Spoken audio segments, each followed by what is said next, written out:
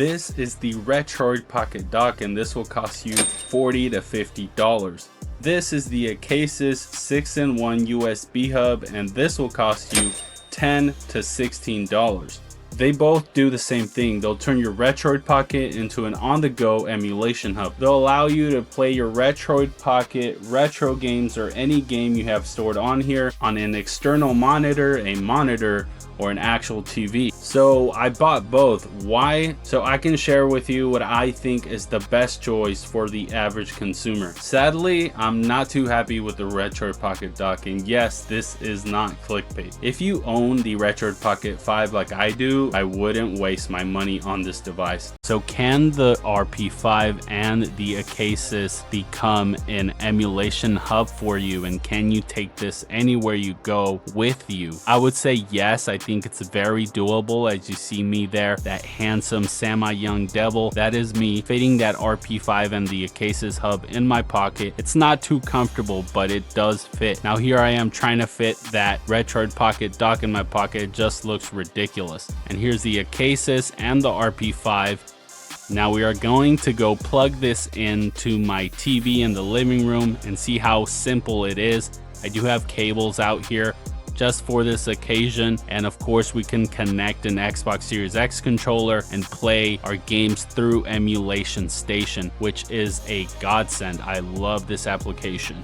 Look at how pretty and beautiful this art looks for all of these games. And here we are selecting something to play. We're going to go into Sonic Blast. I've never actually played. Let me know, is it a good game? Is it a bad game? It is on the Sega Game Gear, so I haven't had too much time with that handheld. I was having a great time testing out the hub on a lot of screens. I did test it out on my 65-inch OLED here, also my 42-inch OLED that I have in my room, and of course my 32-inch monitor, OLED monitor, of course, because I need OLED for everything for some reason.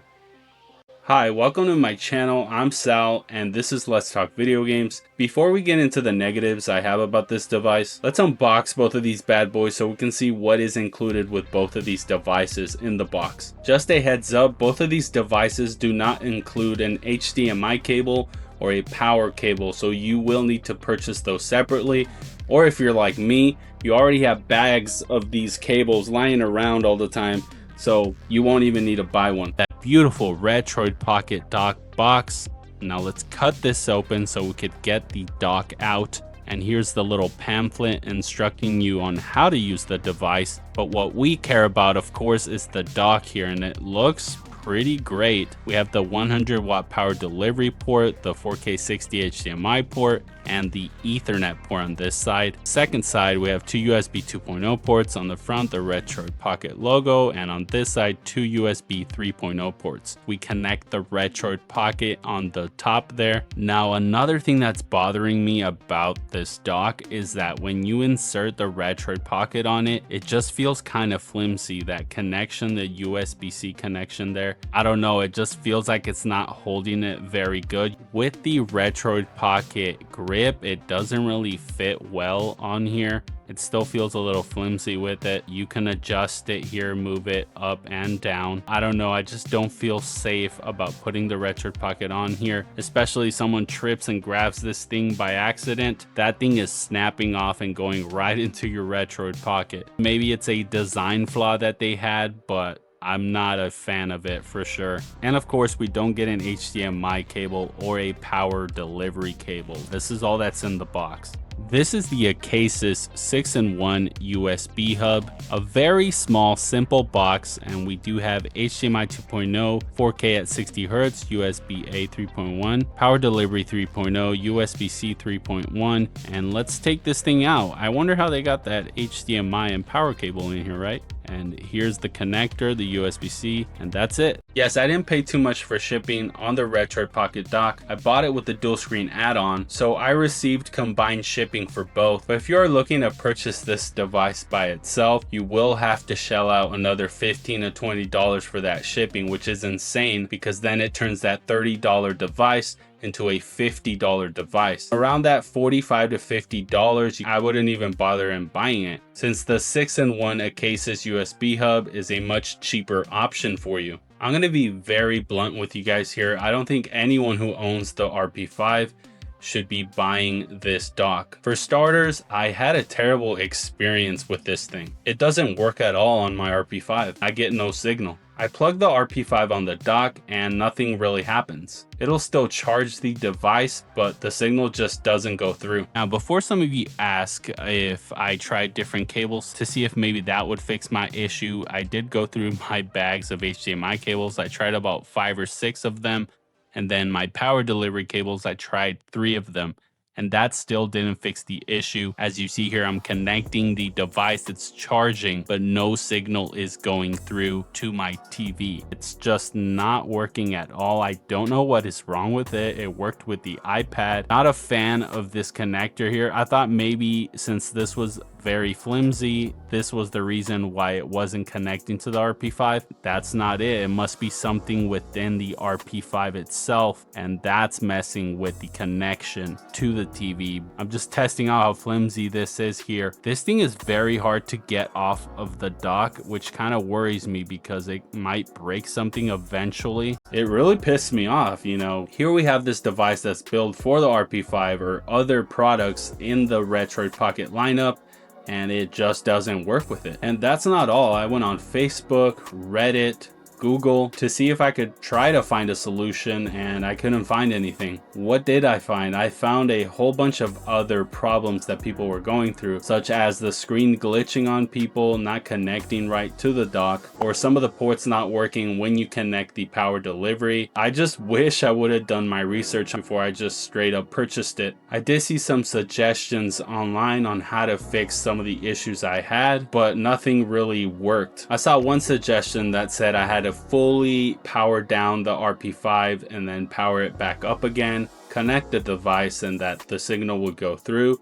That didn't work for me. I tried updating the RP5 to the latest firmware, but my system was already running on the latest firmware, so that didn't work either. I also saw a suggestion to turn off the Wi-Fi on the device, and that would let the signal go through. I need the Wi-Fi to run the application emulation station, so that would just get rid of any reason for me to use the device. I still tried it. Didn't work. I saw one last suggestion to basically reboot the device, delete everything, and start from scratch. And I'm sorry, I'm just not gonna do that. I just spent the last week reconfiguring emulation station. Basically all that work would have been for nothing, and I'm not going to format the RP5 so that the dock can work. You know what really frustrates me about buying a device from a company that just straight up doesn't work? That the people that buy the devices then have to go and solve these issues for others when it should be the company that made the device, which is really incredible when you think about it. People going out of their way to help each other out. Still, this thing should work out of the box. I could look into getting a refund or receiving another dock from Retroid. I'm not too sure about their return policies or how they deal with situations like mine, but I'm not gonna do that. I already have a device that works out of the box and it's much cheaper. $10 to $15 versus $30 to $50 is a no-brainer that you should buy that USB hub from Acasis. I'm gonna use this as a lesson for myself and for anyone that watches this video to really look into what you are buying before purchasing it. If you own a Retroid Pocket, be wary of this device. It might not work for you like it didn't work for me. Or just don't buy it at all, especially for that price. You could find a much cheaper option. So what alternatives do we have? There's many on Amazon, but the one I'm going to recommend you, of course, is the Acasis 6-in-1 USB hub. Again, if you have Amazon Prime, you won't even have to pay shipping for the device. You'll pay around $10 max. And if you don't have Prime, then it'll be around $16 max. A third of the price of that Retroid Pocket Dock. It makes it seem almost crazy to even consider buying the dock. Yeah, it doesn't look fantastic having all those wires around it. It's not pretty, okay? Still, the main thing I want to make clear here is that this thing just works out of the box.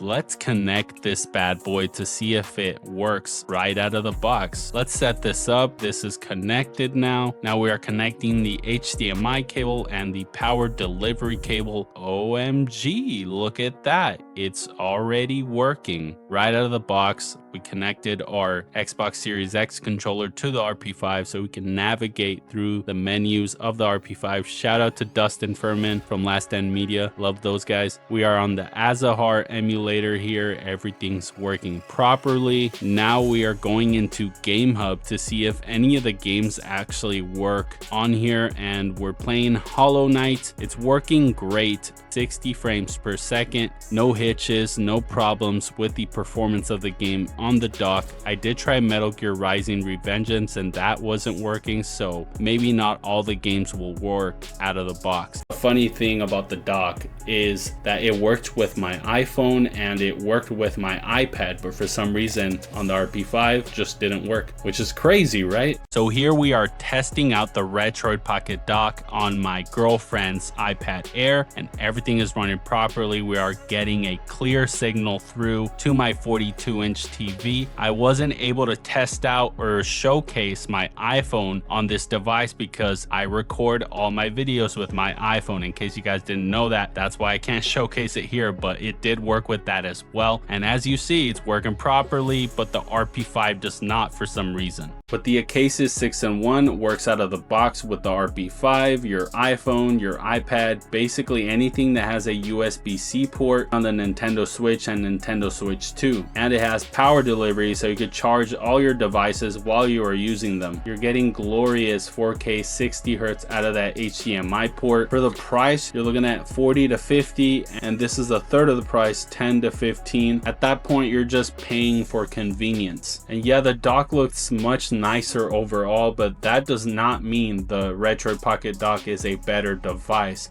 The Acasis 6-in-1 is a much better device. I think you're getting an insane deal on this. It works just like the dock, if not better, and I wouldn't even risk spending the $50 on the dock because it might not even work for you. Especially in today's economy, you really have to make every dollar stretch. I'm going to show you guys a little montage of all the games I tried on the Acasis 6-in-1 hub.